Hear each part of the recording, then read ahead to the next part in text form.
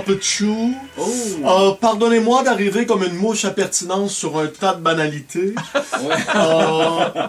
Je me présente, Jean-Seb, l'artiste du plateau. Ah, c'est toi ça? Oui, je suis vraiment un artiste du plateau, là. Je suis rendu serveur chez Scores. Ah ouais. Je suis aussi un chroniqueur web pour le journal Voir.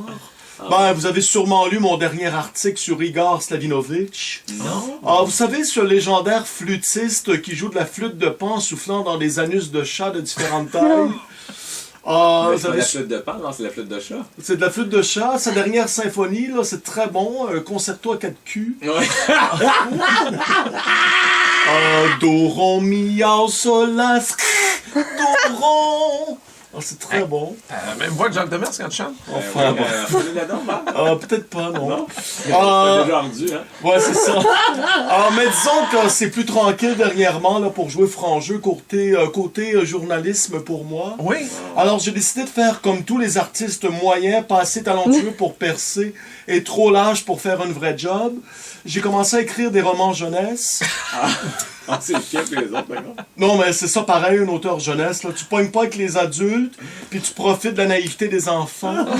C'est un peu de la pédophilie littéraire. Tabarouette. Enfin, bref. Donc, Harry Potter, pour toi, c'est pas un succès. Ben, j'y arrive d'ailleurs. Ok. Évidemment, qui dit auteur jeunesse dit public constitué de jeunes prépubères qui considèrent Twilight comme le plus salace des pornos. Enfin, bref. C'est cochon. En plus, c'est toujours la même chose, les romans jeunesse, disons-le. Là. Un jeune protagoniste timide qui devient héros malgré lui, un peu de magie, un animal qui parle. Et voilà, pif paf pouf, 12 bouquins, 7 films et une parodie de l'histoire version porno, genre Harry Potter Ouais. ou le journal d'Orilich Lasploun. Enfin, bref. Je l'ai pas vu celui-là. Ah non, ben je veux dire, on comprend vite l'histoire, là. Ça prend pas la tête avec un œil, ça joue de Picasso pour comprendre ça. Ouais. Qu'à cela ne tienne... Aurélie Lasploun? Orilich, Orilich Lasploun. Ça doit être bon, moi. Ah, c'est québécois, bon. c'est Moi, je l'ai dévoré, lui. Je l'ai dévoré. T'as dévoilé, oui. Qu'est-ce que j'ai dit? Dévoilé? Dévoré. En tout cas, bon. Qu'à cela ne tienne, je me suis mis au boulot. En écrivant l'histoire, j'ai pas eu le goût de me rendre à la fin. Ah, Imagine les lecteurs. Ah non, je suis pas le meilleur. Mais là, il est fini mon roman. Oui. Je veux dire, le livre est publié, là, parce que peut-on jamais dire qu'une œuvre est vraiment terminée? Ah, ça c'est vrai ça. Poser la question, c'est y répondre. Mais L'histoire... mettons, quand ton sketch va être fini, là, il va être vraiment fini. Là. Probablement, ouais. Et quand il est imprimé, dans le fond, il est fini. Non, je t'expliquerai plus tard. Yves, qui veut pas qu'on embarque là-dessus. L'histoire de mon roman jeunesse se déroule à Stockholm pendant la remise des prix Nobel, un classique de l'enfance. Ben oui.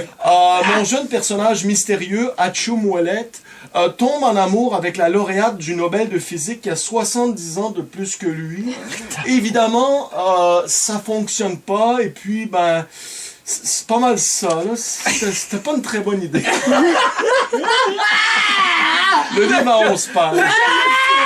Avec son idée. Mais qui t'a publié des... C'est un pamphlet. Ils se sont garochés là, pour ne pas le publier.